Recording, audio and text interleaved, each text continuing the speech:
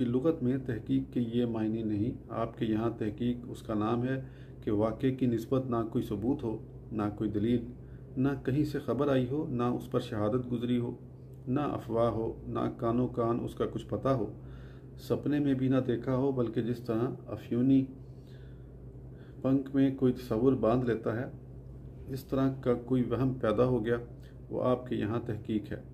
جہاں تحقیق اتنی زبردست ہو، اس مذہب کی حقانیت کیسی کچھ ہوگی۔ اس تحقیق سے معلوم ہوتا ہے کہ آپ وہمیات کے بادشاہ ہیں اور آپ کا سرمایہ تحقیق بے اصل اوہام ہے۔ چنانچہ یہاں آپ کی تحقیق کیا ہے؟ یہ کہ جب مسلمانوں کا مذہب جاری ہوگا تب کسی نے پرانک سے پوچھا ہوگا، اس نے کہا ہوگا یہ ہوئی تحقیق جس کا مدار ہوا ہوگا اور پوچھا ہوگا اور کہا ہوگا پر ہے۔